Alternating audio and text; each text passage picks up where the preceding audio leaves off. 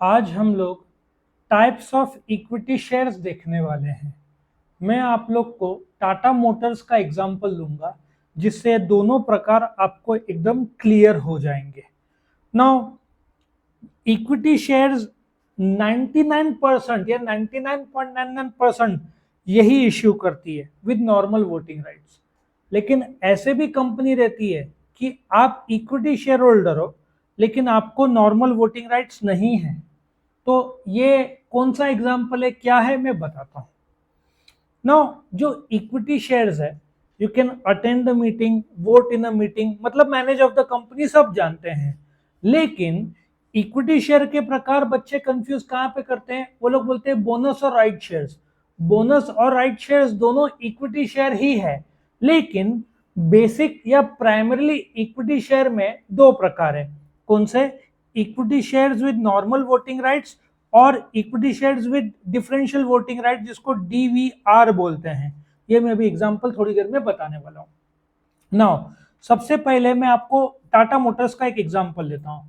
ये देखो, टाटा मोटर्स का आज का दाम कितना चल रहा है?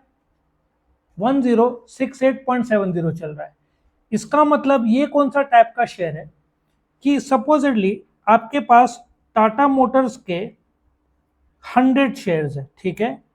तो आप मीटिंग में अटेंड करके 100 वोट्स डाल सकते हैं। पर शेयर इज 1 वोट।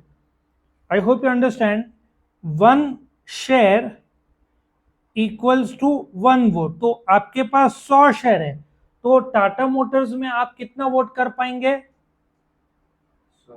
100 वोट कर पाएंगे। ये नॉर्मल। और मेजोरिटी 99.99% कंपनीज का कौन सा रहता है? नॉर्मल वोटिंग राइट्स रहता है।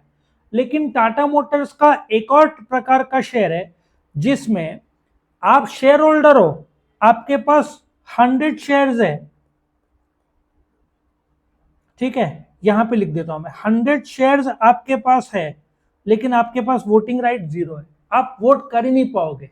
ये कौन सा प्रकार है, पहले देखते हैं टाटा मोटर्स का डीवीआर। सो ये टाटा मोटर्स हो गया। अब मैं आपको टाटा मोटर्स का डीवीआर का शेयर प्राइस बताता हूं, ठीक है? ये देखो, टाटा मोटर्स का डीवीआर का शेयर प्राइस कितना दिखा रहा है? 765। इसका मतलब यह है कि जो टाटा मोटर्स के दो शेयर है, एक का शेयर प्राइस 765 है और एक का करीबन 1000 है। दोनों के शेयर प्राइसेस भी शेयर मार्केट में अलग रहता है। और यदि आपके पास डिफरेंशियल वोटिंग राइट्स है तो आप जेन्युइनली इंटरेस्टेड हो डिविडेंड में, या जैसे कि शेयर बाजार में बढ़ोतरी होती है इसका ही आप इंटरेस्टेड हो, इससे ज्यादा आप इंटरेस्टेड नहीं हो। और मेजरली कंपनी ये इश्यू करती है। और डिफरेंशियल वोटिंग राइट्स इश्यू करने का कारण क्या है? नाउ 100 शेयर है, मेरे पास 45 शेयर्स है, ठीक है?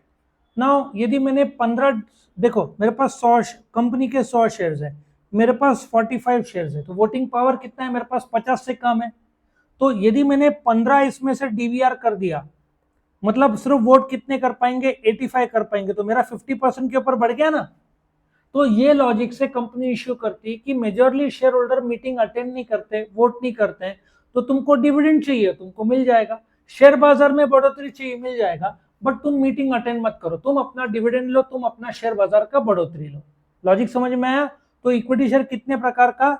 नॉर्मल वोटिंग राइट्स और equity share with differential voting right, उसको शॉर्ट में क्या बोलते हैं? डीवीआर। एग्जांपल मैंने कौन सा लिया? यहाँ पे देखो, टाटा मोटर्स का। आया समझ में? तो यहाँ पे ये खत्म होता है।